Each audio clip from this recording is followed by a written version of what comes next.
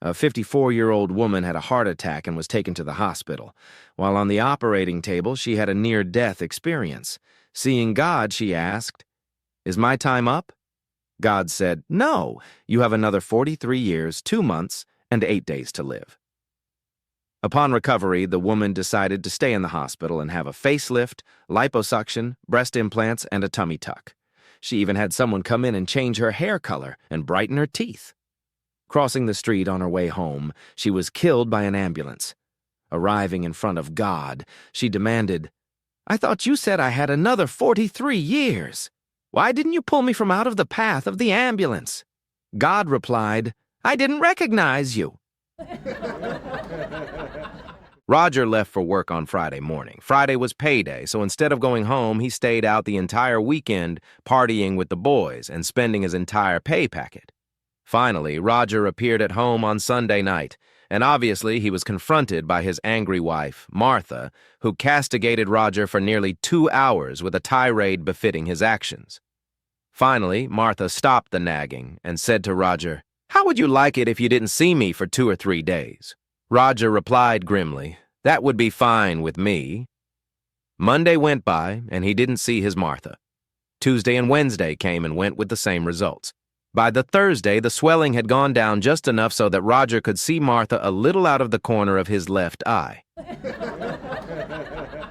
A man goes to visit his 85-year-old grandpa in the hospital. "How are you, Grandpa?" he asks. "Feeling fine," says the old man. "What's the food like?" "Terrific, wonderful menus. And the nursing. Just couldn't be better. These young nurses really take care of you." "What about sleeping? Do you sleep okay?" "No problem at all. 9 hours solid every night. At 10 o'clock, they bring me a cup of hot chocolate and a Viagra tablet, and that's it. I go out like a light." The grandson is puzzled and a little alarmed by this, so he rushes off to question the nurse in charge. "What are you people doing?" he asks. "I'm told you're giving an 85-year-old Viagra on a daily basis. Surely that can't be true." "Oh, yes," replies the nurse. "Every night at 10 o'clock, we give him a cup of chocolate and a Viagra tablet. It works wonderfully well. The chocolate makes him sleep, and the Viagra stops him from rolling out of bed." A blonde city girl named Amy marries a Colorado rancher. One morning, on his way out to check on the cows, the rancher says to Amy, "The insemination man is coming over to impregnate one of our cows. So I drove a nail into the 2X4 just above where the cow's stall is in the barn. Please show him where the cow is when he gets here, okay?" The rancher leaves for the fields. After a while, the artificial insemination man arrives and knocks on the front door. "I came to inseminate the cow," he said. Amy takes him down to the barn. They walk along the row of cows, and when Amy sees the nail, she tells him, "This is the one right here." The man, assuming he is dealing with an airhead blonde, asks, "Tell me, lady, 'cause I'm dying to know, how would you know that this is the right cow to be bred?"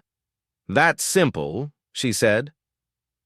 "By the nail that's over its stall," she explains very confidently. Laughing rudely at her, the man says, "And what, pray tell, is the nail for?" The blonde turns to walk away and says sweetly over her shoulder, "I guess it's to hang your pants on," she replies.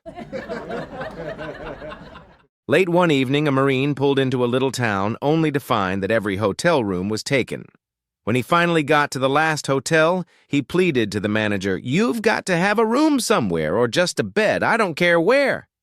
"Well, I do have a double room with one occupant, a Navy guy," admitted the manager, "and he might be glad to split the cost. But to tell you the truth, he snores so loudly that people in adjoining rooms have complained in the past. I'm not sure it'd be worth it to you." "No problem," the tired Marine assured him. "I'll take it." The next morning, the Marine came down to breakfast, bright-eyed and bushy-tailed. "How did you sleep?" asked the manager. "Never better." The manager was impressed. "No problem with the other guy snoring then?" "Nope, I shut him up in no time," said the Marine. "How'd you manage that?" asked the manager. "He was already in bed, snoring away when I came in the room," the Marine explained. "I went over, gave him a kiss on the cheek, said, 'Good night, beautiful,' and after that he sat up all night watching me." A manager of a failing branch of one company has to lay off one of his top-paid employees to cut costs. As he is analyzing the recent annual reviews, he is realizing that it comes down to his two favorites, Mary and Jack. He spends hours looking back at the last 5 years these two have worked on his team. Both were hired the same month and have identical education and work experience. They are also both crucial to his team. It's an incredibly tough decision to make, and he decides that, if he can't make it by the time he goes to bed, he will have to fire the first one he sees at the water cooler the next morning. He is at the office bright and early, after a sleepless night, when he sees Mary walk into the office with bags under her eyes, hair in disarray, and heading straight for the water cooler. He meets her there, and while she is filling her cup with water, he says sadly, "I have really bad news. I have to lay you or Jack off." Mary, looking at him through the slits in her eyes, takes a big gulp of water and says, "I'm afraid you will have to jack off. I have a terrible hangover." A young man excitedly tells his mother he's fallen in love and is going to get married. He says, "Just for fun, Ma, I'm going to bring over 3 women, and you try and guess which one I'm going to marry." The mother agrees. The next day, he brings 3 beautiful women into the house and sits them down on the couch, and they chat for a while. He then says, "Okay, Ma, guess which one I'm going to marry." She immediately replies, "The redhead in the middle." Stunned, the young man says, "That's amazing, Ma, you're right. How did you know?" "I don't like her," she says. A guy comes home completely drunk one night. He lurches through the door and is met by his scowling wife, who is most definitely not happy. "Where the hell have you been all night?" she demands. "At this fantastic new bar," he says. "The Golden Saloon. Everything there is golden. It's got huge golden doors, a golden floor, the works, hell, even the urinal's gold." The wife still doesn't believe his story, and the next day she checks the phone book, finding a place across town called the Golden Saloon. She calls up the place to check her husband's story. "Is this the Golden Saloon?" she asks when the bartender answers the phone. "Yes, it is," the bartender answers. "Do you have huge golden doors?" "Sure do." "Do you have golden floors?" "We most certainly do." "What about golden urinals?" There's a long pause. Then the woman hears the bartender yelling, "Hey, Duke, I think I got a lead on the guy that pissed in your saxophone last night." A young husband comes home one night, and his wife throws her arms around his neck. "Darling, I have great news. I'm a month overdue. I think we're going to have a baby. The doctor gave me a test today, but until we find out for sure, we can't tell anybody." The next day, a guy from the electric company rings the doorbell because the young couple hasn't paid their last bill. "Are you Mrs. Smith? You're a month overdue, you know." "How do you know?" stammers the young woman. "Well, ma'am, it's in our files," says the man from the electric company. "What are you saying? It's in your files?" "Absolutely." "Well, let me talk to my husband about this tonight." That night, she tells her husband about the visit, and he, mad as a bull, rushes to the electric company offices the first thing the next morning. "What's going on here? You have it on file that my wife is a month overdue? What business is that of yours?" The husband shouts. "Just calm down," says the clerk. "It's nothing serious. All you have to do is pay us." "Pay you? And if I refuse, well, in that case, sir, we'd have no option but to cut yours off." "And what would my wife do then?" the husband asks. "I don't know. I guess she'd have to use a candle." A man was being tailgated by a stressed-out woman on a busy boulevard. Suddenly, the light turned yellow just in front of him. He did the right thing, stopping at the crosswalk, even though he could have beaten the red light by accelerating through the intersection. The tailgating woman was furious and honked her horn, screaming in frustration as she missed her chance to get through the intersection, dropping her cell phone and makeup. As she was still in mid-rant, she heard a tap on her window and looked up into the face of a very serious police officer. The officer ordered her to exit her car with her hands up. He took her to the police station, where she was searched, fingerprinted, photographed, and placed in a holding cell. After a couple of hours, a policeman approached the cell and opened the door. She was escorted back to the booking desk, where the arresting officer was waiting with her personal effects. He said, "I'm very sorry for this mistake. You see, I pulled up behind your car while you were blowing your horn, flipping off the guy in front of you and cussing a blue streak at him. I noticed the What Would Jesus Do bumper sticker, the Choose Life license plate holder, the Follow Me to Sunday School bumper sticker, and the chrome-plated Christian fish emblem on the trunk naturally. I assumed you had stolen the car.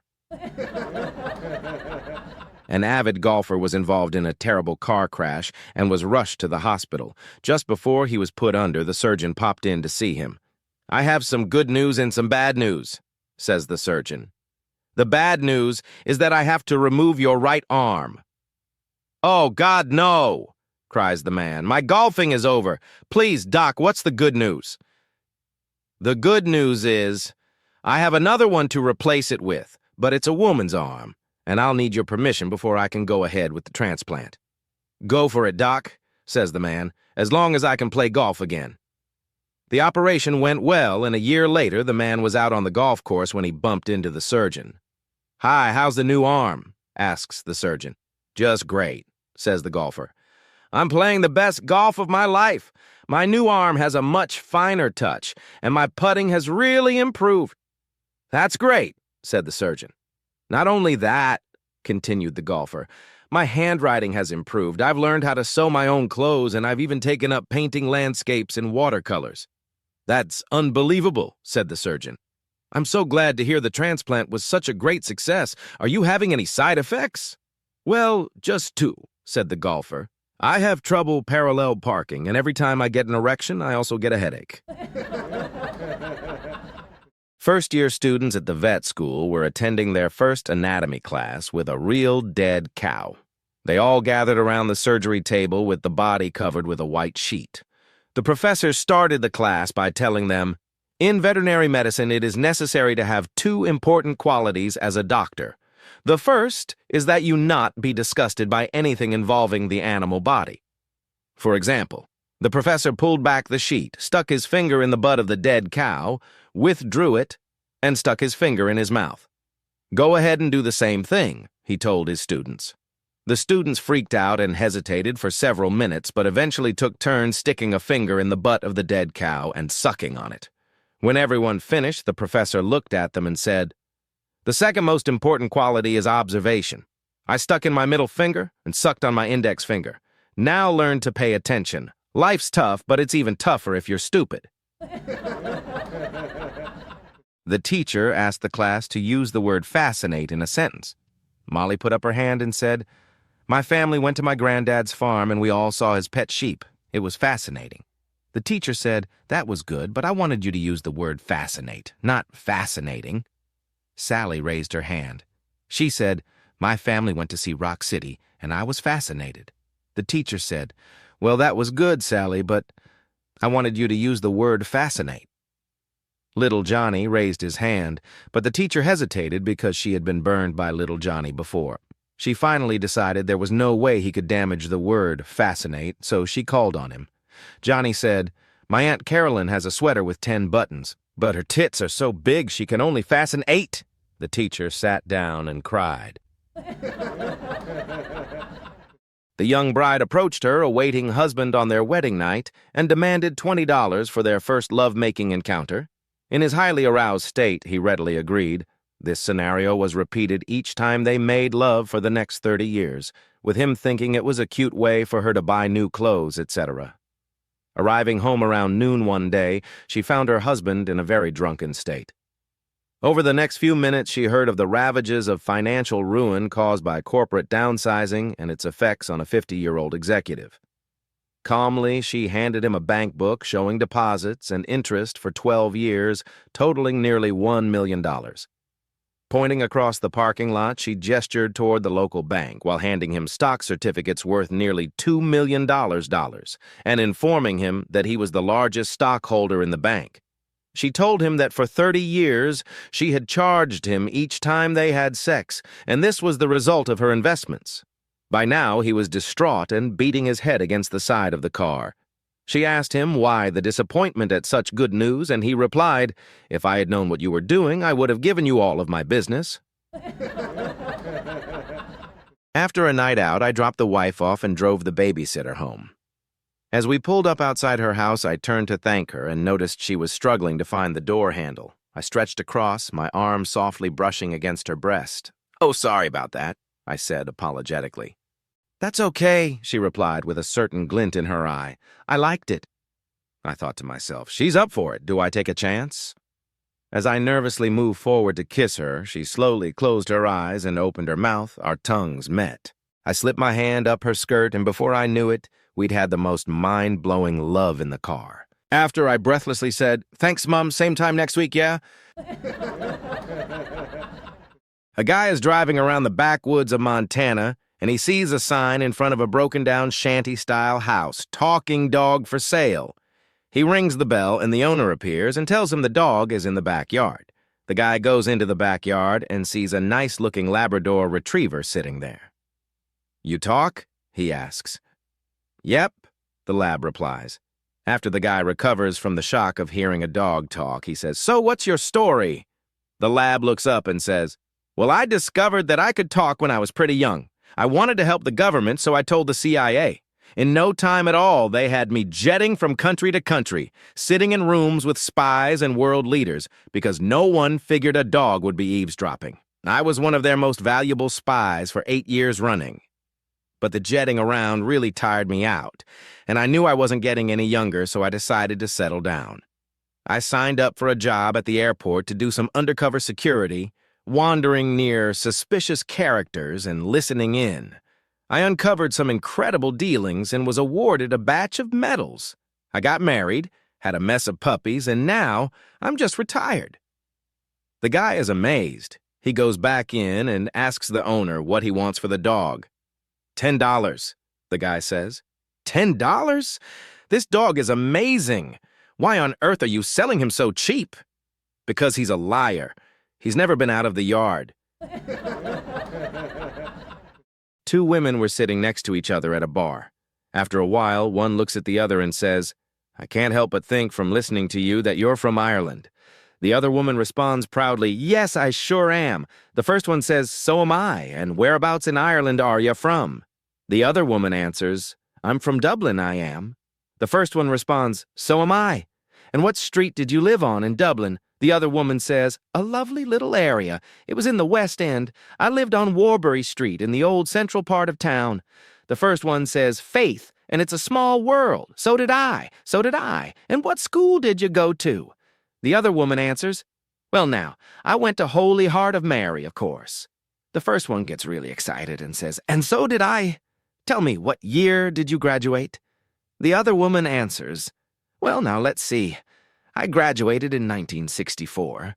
The first woman exclaims, "The good Lord must be smiling down upon us. I can hardly believe our good luck at winding up in the same pub tonight. Can you believe it? I graduated from Holy Heart of Mary 1964 myself." About this time, Michael walks into the bar, sits down, and orders a beer. Brian, the bartender, walks over to Michael, shaking his head, and mutters, "It's going to be a long night tonight." Michael asks, "Why do you say that, Brian?" Brian answers, "The Murphy twins are drunk again." One day, a young cowboy and cowgirl decided to get married. He was a man of the world. She was an innocent bride with no experience. After the wedding, they left for their honeymoon. While driving down the road, the new bride sees two cows having sex. The new bride asks, "What are those cows up to, honey?" The husband, a bit flustered, answers, "Why can't you see? Those cows, they're roping." She replies, "Oh, I see." After a few more hours of driving, they pass two horses having sex. Again, the bride asks, "What are those horses doing, honey?" The husband answers again, "Those horses, they're roping." She replies, "Oh, I see." Finally, they arrive at their hotel. The couple washed up and started to get ready for bed. When they got in the bed, they started to explore each other's bodies. Things are going along fine until the bride discovers her husband's penis. "Oh, my!" she cries. "What is that?" "Well, darling," he chuckles proudly, "that's my rope." She slides her hands down further and gasps, "Oh, my goodness, what are those?" she asks. "Honey, those are my knots," he answers. Finally, the couple begins to make love. After several minutes, the bride says, "Stop, honey, wait a minute." Her husband, panting a little, asks, "What's the matter, honey? Am I hurting you?" "No," the bride replies. "Undo those damn knots. I need more rope." The IRS office sent a tax inspector to audit the books of a local hospital. While the IRS agent was checking the books, he turned to the director of the hospital and said, "I notice you buy a lot of bandages. What do you do with the end of the roll when there's too little left to be of any use?" "Good question," replied the director. "We save them up and send them back to the bandage company, and every once in a while they send us a free roll." "Oh," replied the auditor, somewhat disappointed that his unusual question had a practical answer. But he continued on in his obnoxious way. "What about all these plaster purchases? What do you do with what's left over after setting a cast on a patient?" "Oh," replied the CFO, realizing that the inspector was trying to trap him with an unanswerable question. "We save it and send it back to the manufacturer, and every so often they send us a free bag of plaster." "I see," replied the auditor, thinking hard about how he could corner the director. "What do you do with all the remains from the circumcision surgeries?" The director responded, "Here too we do not waste. What we do is save all the little foreskins and send them to the IRS office, and once a year they send us a complete prick." Little Billy gets taken to the zoo one weekend by his parents. As they're wandering around, they come across the elephant enclosure. As they're watching them, the bull elephant starts to get an erection. Billy sees it and tugs at his mother's sleeve. Mom, what's that?" "What's what?" asks his mom. That thing hanging down on the elephant." "Oh, that's his trunk," says Mom. "No," says Billy, "the other end." "Oh, you mean his tail?" "No," says Billy, "hanging down between his legs." His mother gets all flustered and stammers, Oh, it's nothing, Billy."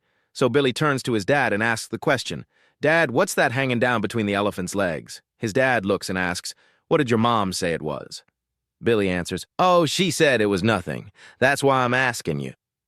His dad looks fondly at his son and says, "Yeah, that's the trouble with your mother, son.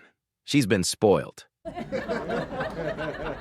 A woman goes into Cabela's to buy a rod and reel for her grandson's birthday. She doesn't know which one to get, so she just grabs one and goes over to the counter. The clerk was standing behind the counter wearing dark shades.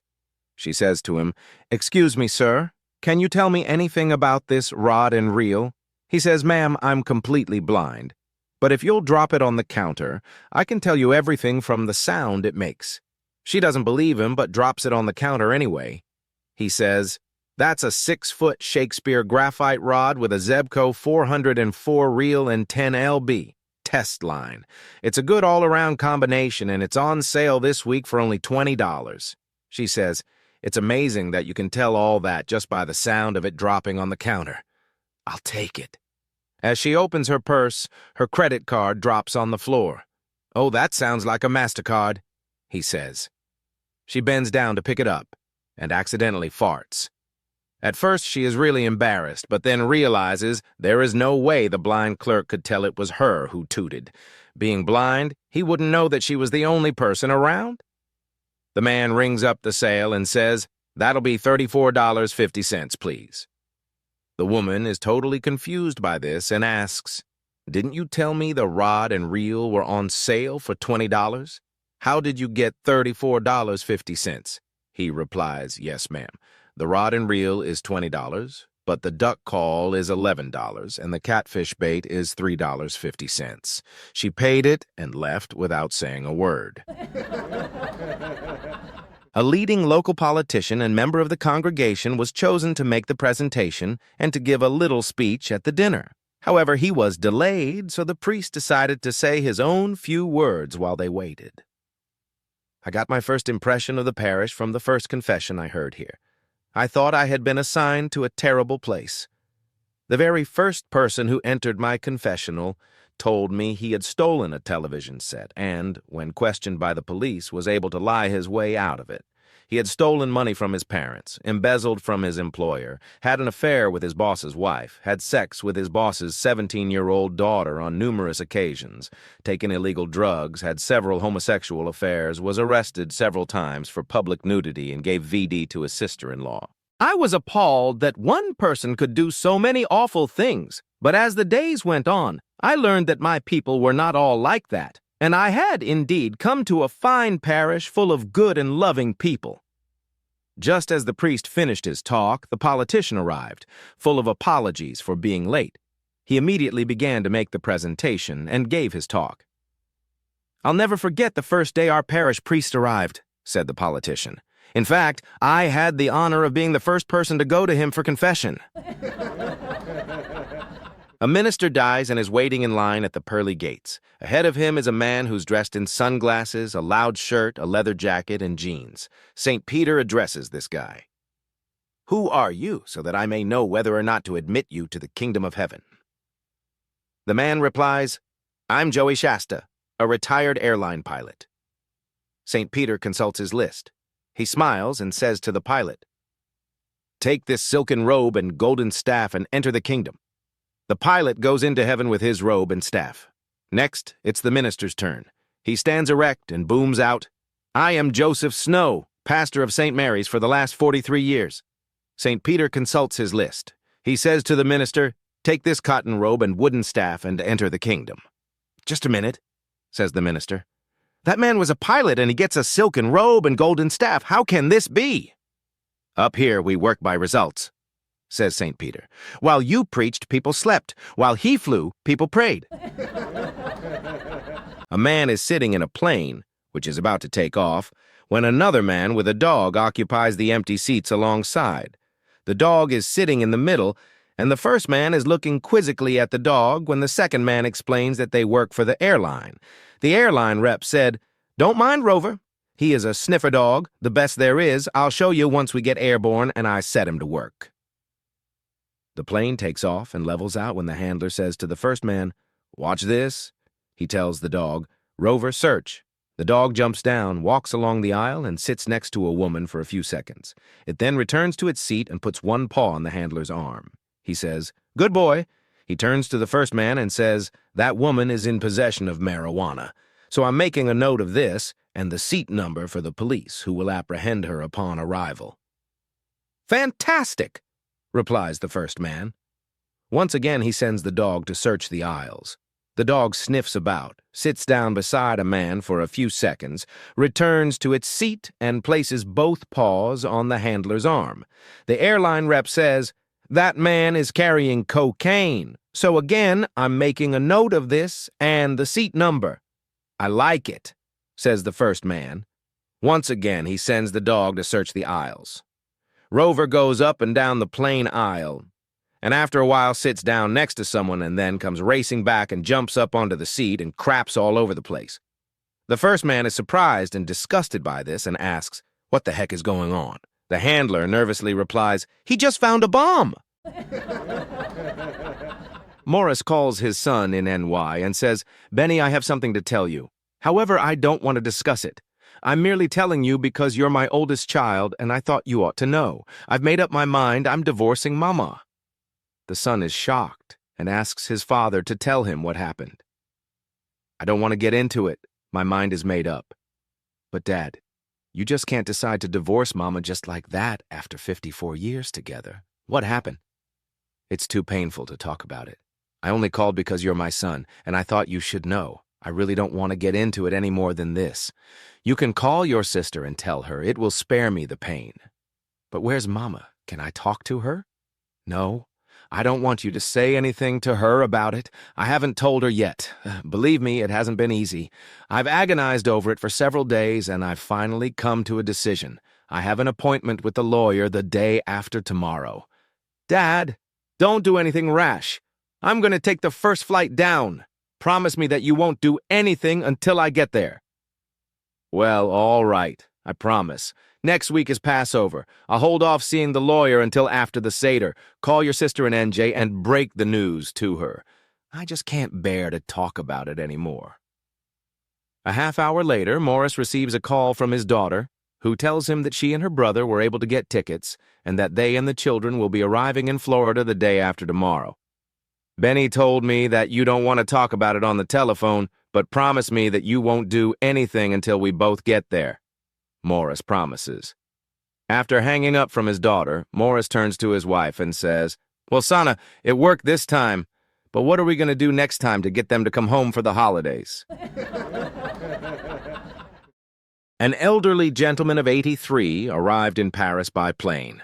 At the French customs desk, the man took a few minutes to locate his passport in his carry-on bag. "You have been to France before, monsieur?" the customs officer asked sarcastically. Whiting admitted he had been to France previously. "Then you should know enough to have your passport ready." The American said, "The last time I was here, I didn't have to show it." "Impossible. Americans always have to show their passports on arrival in France." The American senior gave the Frenchman a long, hard look. Then he quietly explained, "Well, when I came ashore at Omaha Beach on D-Day in 1944 to help liberate this country, I couldn't find any Frenchmen to show it to."